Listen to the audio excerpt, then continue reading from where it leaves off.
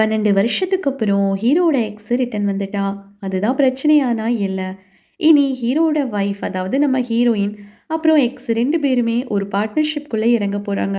ஒண்ணா வேலை பார்க்க போறாங்க. அப்படி இருக்கும்போது அடிக்கடி சந்திக்க போறாங்க. ஸோ ஃபியூச்சர் என்ன ஆக போகுதுன்றது ஹீரோ ரொம்ப டீப் தாட்ல யோசிச்சுக்கிட்டு இருக்கும்போது சங்கு அவனை பார்த்து என்ன ஆச்சு ஆர் ஓகேன்னு கேட்க அவன் கையில இருக்கிற அந்த பிசினஸ் கார்டை பார்த்து ஓ அப்ப இதான் விஷயமா அடிக்கடி சந்திக்க போறாங்களா அப்போ நீயே எல்லா உண்மையை சொல்கிறது தான் பெட்டராக இருக்கும்னு சொல்ல நான் எப்படி ஸ்டார்ட் பண்ணுறது எது சொல்ல வேணாம் எனக்கு எதுவுமே புரியல ஏன்னா இது ரிலேட்டடான என்ன சொன்னாலும் கண்டிப்பாக அவள் ஹர்ட் ஆக தான் போகிறான் ஹீரோ அப்படி சொன்னதும் அடா நான் சொன்னது ஜங்மின் பற்றி ஜீஹோ உனக்கு ஜஸ்ட் டெனன் தானே லேட் பண்ணாதப்பா எவ்வளோ சீக்கிரம் முடியுமோ அவ்வளோ சீக்கிரம் விஷயத்த சொல்லிடுன்னு சங்கு அவனுக்கு அட்வைஸ் பண்ணிட்டு அங்கேருந்து போக இப்போதான் ஹீரோட மைண்ட் வாய்ஸ் ஆமாம் வாழ்க்கையில் மறுபடியும் அவளை சந்திக்கும் போது இப்படி இருக்க இத்தனை வருஷம் எங்கே போயிருந்த என்னெல்லாம் பண்ணேன்னு நிறைய கேள்வி கேட்கணும் பேசணும்னு நினச்சிருந்தேன் ஆனால் அன்னைக்கு திடீர்னு அவளை கண் முன்னாடி பார்த்ததோ எனக்கு எதுவுமே தோணலை அந்நேரம் நான் ஜீஹோ பற்றி மட்டும்தான் யோசிச்சுக்கிட்டு இருந்தேன் அவள் எங்கே போயிட்டா என்ன ஆனான்னு அவளை பற்றி மட்டுமே என் மண்டைக்குள்ளே ஓடிட்டு இருந்தது அவள் எனக்கு ஜஸ்ட் டெனன் மட்டும் கிடையாது இது எப்போ ஸ்டார்ட் ஆச்சு எனக்கே தெரியல அப்படின்னு யோசிச்சுட்டு இருந்த ஹீரோவுக்கு ஃபைனலி அவன் ஹீரோயினை லவ் பண்ணுறான்றது ரியலைஸ் ஆகுது அடுத்து அப்படியே ஹீரோ வீட்டுக்கும் போகிறான் அப்படி போகும்போது ஆன் த வேல செக்யூரிட்டி கார்டு அவனை நிறுத்தி உங்களை ஒருத்தர் பார்க்க வந்திருக்காருன்னு சொன்னதும் இது யாருன்னா அந்த அசிஸ்டன்ட் டைரக்டர் அதாவது அந்த பொறுக்கி பையன் இவங்க 2 பேரும் தனியாக போய் பேசுகிறாங்க அப்போ அவன் ஹீரோ கிட்ட அன்னைக்கு நைட் நடந்ததுக்கு மன்னிப்பு கேட்குறான் அன்னைக்கு ரொம்ப தண்ணி அடித்ததுனால போதையில் தான் நடந்தது நிஜமாவே நான் ரொம்பவே சாரி ஃபீல் பண்ணுறேன் என்னை மன்னிச்சிடுங்க இந்த கேஸை வாபஸ் வாங்கிடுங்க நான் தான் காசு கொடுத்து செட்டில் பண்ணிடுறேன்னு சொல்கிறேனே ப்ளீஸ் புரிஞ்சுக்கோங்கன்னு அவன் ஏதேதோ சொல்கிறானே ஒன்றுமே புரியலன்னு ஹீரோவும் முழிக்கிறான் அப்புறம்தான் அன்னைக்கு நைட்டு நடு ராத்திரியில் ஹீரோட வீட்டுக்கு வந்தாலே அது ஞாபகம் வந்து அவனுக்கு எல்லாமே இப்பதான் புரிய ஆரம்பிக்குது ஆனா இப்ப வரைக்கும் ஹீரோ கிட்ட ஹீரோயின் அதை பத்தி சொல்லவே இல்லைன்னு தெரிஞ்சதும்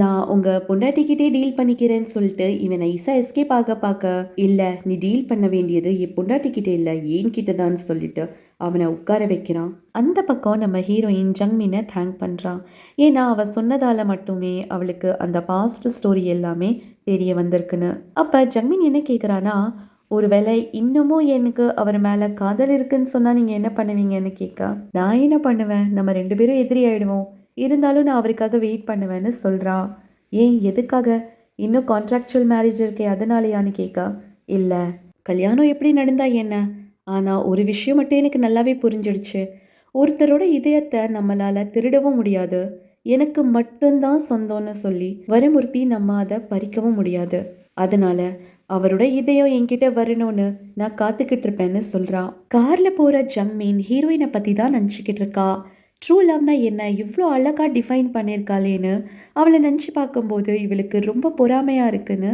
ஃபீல் பண்ணேன் அந்நேரம் டிரைவருக்கு கால் வருது அந்த பொறுக்கி அசிஸ்டன்ட் டைரக்டர் மேலே ஹீரோ கையை வச்சிட்டான் அதனால பிரச்சனை ஆயிடுச்சின்னு சொன்னதும் ஜங்மின் ரொம்பவே சர்ப்ரைஸ் ஆறா ஏன்னா இந்த செய்கையை அவள் பார்த்ததே இல்லை இப்படி மாற்றி மாற்றி புருஷன் பொண்டாட்டி சேர்ந்து என்ன இம்ப்ரெஸ் பண்ணிட்டு இருக்காங்களேன்னு அவள் யோசிக்கிறா அப்புறம் வேகமாக போயிட்டு இந்த பிரச்சனையே சால்வ் பண்ணோன்னு கம்பெனிக்கே வண்டியை திருப்புறாங்க அந்த பக்கம் ஹீரோ ரொம்ப தீவிரமா யோசிக்கிறான் ஹீரோயினோட அம்மா கேட்ட ப்ராமிஸும் அவனுக்கு ஞாபகம் வர ஜம்மினை மீட் பண்ணலான்னு முடிவு பண்ணி கால் பண்றான் அடுத்து அவங்க ஆஃபீஸ்ல மீட் பண்றாங்க அவளை பார்த்ததும் முதல் கேள்வி என்ன கேட்குறான்னா இது கண்டிப்பா ஜிஹோட ரைட்டிங்கை பாதிக்காதல நம்மளோட பாஸ்ட் இப்ப ப்ரெசென்ட்ல இன்டர்ஃபியர் பண்ணாதலன்னு அடா 12 வருஷத்துக்கு அப்புறம் என்னை மீட் பண்ற ஆனா அப்பயும் பேசுறது ஜிஹோ பத்தி தானா அப்படின்னு அவ கேட்க ஹீரோவுக்கு எதுவுமே பேச தோணல அவன் ஒரே ஒரு விஷயத்த மட்டும் சொல்றான் ப்ளீஸ் அவங்கள ஒரு ரைட்டரா ட்ரீட் பண்ணு என்னோட வைஃபா மட்டும் ட்ரீட் பண்ணிடாதன்னு சொல்லிட்டு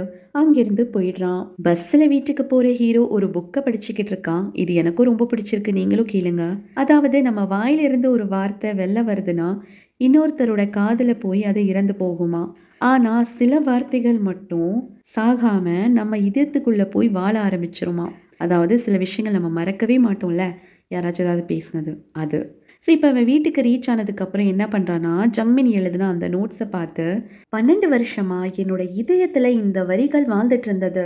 இதை விட்டு நான் வெளியே வரணும், நல்லா வாழணும்னு ஆசைப்பட்டேன். ஆனா அப்பலாம் நடக்கல ஒண்ணும். இப்ப இது காணாமலே போன மாதிரி ஒரு ஃபீல் வருதுன்னு உணர்றான். அது கூடவே இன்னைக்கு ஜங்மின் என்ன சொல்லியிருப்பானா, "நீ அவள லவ் பண்றேன்றதே எனக்கு கிளியரா தெரியுது. ஆனா அந்த நபர்கிட்ட உன்னோட காதல கன்ஃபெஸ் பண்ணா தானே அவங்களுக்கு தெரியும். இத்தனை வருஷமா பிணமா கிடந்த அவனோட இதயத்துக்கு உயிர் கொடுத்தது ஜிஹோடைய அன்பான வார்த்தைகள் தான்னு அவன் உணர்றான்." ஸ்டார்ட்டிங்ல ஹீரோயின் நம்ம ஊரி அப்படின்ற நேம் டேக்ல பூனைக்கு ஒரு பேண்ட் வாங்கிட்டு வந்திருப்பா இல்லையா, அத ஹீரோ பூனைக்கு மாட்டி விட்டு அவளுக்காக வெயிட் பண்ணிக்கிட்டு இருக்கான். அந்த பக்கம் ஹீரோயினோட மாமனாரு மீட் பண்ண கூப்பிடுறாரு. அவரை பொறுத்த வரையில it's time to settle down. So பிள்ளைக்குட்டி பெத்து வாழ்க்கையில முன்னேற பாருங்க. இந்த செக்லீஃபை வச்சு அந்த ஹோம் லோனை கட்டி முடிச்சிருங்கன்னு கொடுக்க ஹீரோயினுக்கு ரொம்ப கஷ்டமா இருக்குது. அவ உண்மையை சொல்றா. அன்னைக்கு நான் லவ் பண்றனால தான் கல்யாணம் பண்றேன்னு உங்ககிட்ட சொல்லிட்டேன். அது பொய் அங்கிள். ஆனா அந்த பொய் சொன்னதுக்கு அப்புறம் எனக்கு உறுத்திக்கிட்டே இருந்தது. நான் இன்னைக்கு நிஜமாவே அவரை லவ் பண்ண ஆரம்பிச்சிட்டேன். எங்க தேவைக்காக தான் நாங்க கல்யாணம் பண்ணோம். இது ஒரு கான்ட்ராக்சுவல் மேரேஜ் தான்னு அவ உண்மை போட்டு உடைக்க அவர் கொஞ்சம் கூட சர்ப்ரைஸ் ஆகல. இப்படிதான் பணக்காரன் வீட்லலாம் நடக்கும். தேவிக்கு தான் கல்யாணம் பண்ணுவாங்க. அப்புறம் இதுல என்ன இருக்குன்னு அவர் ரொம்ப ஹாயா சொல்ல, இத பார்த்து ஹீரோயின் தான் சர்ப்ரைஸ் ஆறா. அடுத்து வீட்டுக்கு ரீச் ஆன ஹீரோ அவளை பார்த்ததும் 2 பேரும் அட் அ டைம்ல நான் உங்ககிட்ட ஒன்று சொல்லணும்னு சொல்ல, சரி நீங்களே ஃபர்ஸ்ட் சொல்லுங்கன்னு ஹீரோயினை பேச சொல்றான். அப்புறம் அந்த பூனையுடைய கழுத்துல இருக்கிற பேரு நல்லா தெரியணும்னு முன்னாடியும் வச்சிடுறான். ஆனா ஹீரோயின் அதை நோட் பண்ணாம ரொம்ப சீரியஸா அவன் மூஞ்ச பார்த்தாலே தெரியுது. இந்த கான்ட்ராக்டை நம்ம கேன்சல் பண்ணிடலாமான்னு கேட்க ஹீரோ மனசு நிஜமாவே உடைஞ்சு போகுது. ஆனா முகத்துல அவன் காட்டிக்கவே இல்லை. லவ் கன்ஃபெஸ் பண்ணோன்னு நினைச்சான். ஆனா இது என்னவோ பெரிய ஹார்ட் பிரேக்கா இருக்கு அவனுக்கு. ஆனா அவன் சரின்னு சொல்றான். நீங்களும் ஏதோ சொல்லணும்னு சொன்னீங்களே, என்னன்னு அவ கேட்க, அதுவா, அது நாளையிலேருந்து நானே ரீசைக்ளிங் பண்ணிடுறேன்னு ஹீரோ சொல்ல, ஓ ஓகே அப்படின்னு அவ முடிச்சுக்கிறா. ஆனா உண்மையா சொல்லணும்னா, வேணாம், எதுக்கு கான்ட்ராக்ட் முடிக்கணும், எனக்கு நீ வேணும், எனக்கு உன்னை பிடிச்சிருக்குன்னு ஏதாவது ஒன்று பாசிட்டிவாக அவன் வாயிலிருந்து ஏதாவது வரணுன்றது தான் இவளுக்கும் ஆசை. ஆனா அதுக்கு இப்போ வாய்ப்பே இல்லை போலயே. அடுத்த நாள் ஆகுது. ஹீரோ அவனோட பேரண்ட்ஸை மீட் பண்ணி எல்லா உண்மையே சொல்றான். டைவர்ஸ் வாங்க போறோன்ற விஷயத்த சொல்ல இங்க ஒரு குட்டி ஃபிளாஷ்பேக் காட்டுறாங்க. இப்படிதான் 12 வருஷத்துக்கு முன்னாடி ஜங்மினை கல்யாணம் பண்ணிக்க போறேன்னு ஹீரோ வந்து சொல்லும்போது அவனோட அப்பா பல்லார்னு ஒரு அடி வச்சிருப்பாரு. இது கனவுல கூட நடக்காதுன்ற மாதிரி அடிச்சு சொல்லிருப்பாரு. அதை நினைச்சு பார்த்த ஹீரோ, எனக்கு இந்த உலகத்திலேயே ரொம்ப பிடிச்ச நபர் நீங்களா தான்ப்பா இருந்தீங்க. ஆனா ஒரு அப்பாவா நீங்க என்னை பத்தி கொஞ்சம் கூட நினைச்சு பார்த்ததில்ல. எனக்கு ஒரு பொண்ணை பிடிச்சிருக்குன்னு சொல்லும்போது என்னை அவ்வளோ அவமானப்படுத்தி இந்த வீட்டை விட்டே துரத்திட்டீங்கன்னு சொல்ல, அது எல்லாமே நான் உனக்கு நல்லதுக்கு தான் பண்ணேன். இப்பயும் சொல்றேன், நான் பண்ணதுல எந்த தப்பும் இல்லைன்ற மாதிரி அவர் இப்பயும் அடிச்சு தான் சொல்றாரு. அந்த பக்கம் நம்ம ஹீரோயின் ஜங்மினை மீட் பண்றா. அப்ப ஜங்மின் என்ன கேக்குறானா, இந்த பார்ட்னர்ஷிப்பை கேன்சல் பண்ணதுக்கு காரணம் என்ன, நான் தான் காரணமா என்னன்னு கேக்குறா. ஸோ இங்க ஹீரோயின் இவ ப்ரொடக்ஷன் கம்பெனி கூட பார்ட்னர்ஷிப் வேணான்னு சொல்லிட்டான்றது நமக்கு கன்ஃபார்ம் ஆகுது. அப்போ ஹீரோயின் என்ன சொல்கிறான்னா, கண்டிப்பாக நீங்கள் காரணம் கிடையாது, உண்மையாக சொல்லணுன்னா நாங்கள் டைவர்ஸ் வாங்க போகிறோன்னு சொன்னதும் ஜங்மின் ரொம்ப ஷாக் ஆறா. எதுக்காக, என்ன ஆச்சுன்னு கேட்கா, இல்லை இதுக்கான காரணம் கண்டிப்பாக நீங்கள் கிடையாது. எனக்கு செய்ய ரொம்ப பிடிச்சிருக்கு, நான் அவரை ரொம்ப லவ் பண்ணுறேன். ஆனால் இந்த கல்யாணன்ற ரூம் நம்பர் 19 நாங்கள் மாட்டிக்கிட்டு இருக்கோம். கண்டிப்பாக இதிலிருந்து வெளில வந்தா எனக்கு ஒரு வழி கிடைக்கும் நான் நம்புறேன்னு சொல்கிறா. அன்னைக்கு நைட்டு ஹீரோ ரொம்ப தண்ணி அடித்து போதையில் வரான். அவன் கூடவே சங்கம் இருக்காரு. ரொம்ப ஹர்ட்டாக இருந்தான் போல, அதான் அளவுக்கு மீறி குடிச்சிட்டான் போலேயேமா அப்படின்னு இவங்க 2 பேருமே வீட்டுக்குள்ளே கூட்டிகிட்டு போயிட்டு பெட்டில் படுக்க போடுறாங்க. அப்போ சங்கு என்ன சொல்கிறாருன்னா, ஜென்ரலாக இவன் இப்படி கிடையாது, எப்பயாச்சும் இந்த மாதிரி நடக்கும், நீ தப்பாக நினைக்காதம்மா. ஆமாம், உன்கிட்ட ப்ரப்போஸ் பண்ண போகிறேன்னு சொன்னானே, சொன்னானான்னு கேட்க, இதை பற்றி ஏற்கனவே சுஜி ஹீரோயின் கிட்ட சொல்லியிருப்பான். ஆனால் அவளுக்கு அது பெருசாக தெரியல. அவள் என்ன கேட்குறான்னா, நீங்கள் எப்போவாச்சும் அவரை கோவப்பட்டு பார்த்துருக்கீங்களான்னு கேட்கா. நிறைய வாட்டி பார்த்துருக்கேனே, அவனுக்கு என்ன ரொம்ப வருஷமாக தெரியும்னு சங்கு சொல்ல, நீங்கள் கூட லக்கியாக இருக்கீங்க. ஆனால் என்கிட்ட தான் அவர் இன்னும் ஓப்பன் அப் ஆக மாட்டேங்கிறாருன்னு இவ சுகமாக சொல்கிறா. சங்கு போனதுக்கப்புறம் அவ ஹீரோவையே பார்த்துக்கிட்டு இருக்கா. அவர் ரொம்ப ஹர்ட் ஆயிருக்காருன்றது இவளுக்கு கஷ்டமா இருக்குது. அந்நேரம் ஹீரோயினோட அம்மா கிட்ட இருந்து கால் வந்ததும் அவ ஹாஸ்பிட்டலுக்கு ஓடுறா. விஷயம் என்னன்னா, தம்பி பொண்டாட்டிக்கு குழந்தை பிறந்திருக்கு. எல்லாருமே ரொம்ப சந்தோஷமா இருக்காங்க. அம்மா கிட்ட தனியா இருக்கும்போது ஹீரோயின் டைவர்ஸ் வாங்க போற விஷயத்தையும் சொல்றா. அத கேட்டு அம்மா தயவு செஞ்சு வாய் மூடிட்டுருமா. இப்பதான் அப்பா சந்தோஷமா இருக்காரு. இந்நேரம் இந்த விஷயத்த சொல்லிராதன்னு சொன்னதும், ஏம்மா நீங்க சர்ப்ரைஸ் ஆவீங்கன்னு பார்த்தேன். ஆனா இப்படி டேக் இட் ஈஸியா எடுத்துக்கிறீங்களேன்னு அவ கேட்கிறா.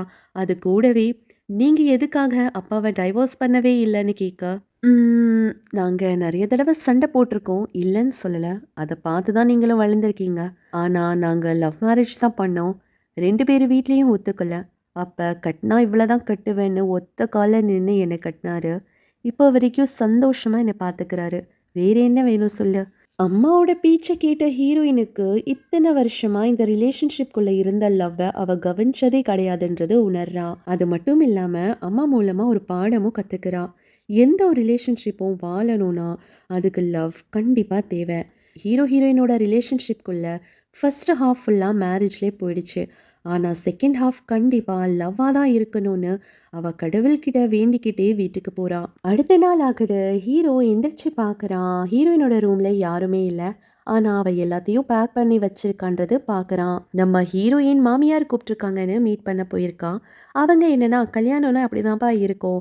நம்ம அட்ஜஸ்ட் பண்ணி போணும். நம்ம இப்படி இருக்கணும், அப்படி இருக்கணும்னு ஏதேதோ உளறிக்கிட்டு இருக்காங்க. ஆனா ஹீரோயினும் கட் அண்ட் ரைட்டா சொல்லிடுறா. நீங்க 2 பேருமே எஸ் பேரண்டா சேகிய ரொம்ப ஹர்ட் பண்ணியிருக்கீங்க. அந்த பொண்ணு இன்னும் ஆறல. அவர் இன்னமும் அந்த வலியில துடிச்சுக்கிட்டு இருக்காரு. கண்டிப்பா என்ன பொறுத்தவரையில ரிலேஷன்ஷிப்க்கு லவ் தேவை. இந்த மாதிரியான ஒரு ஃபேக் மேரேஜ் கிடையாது.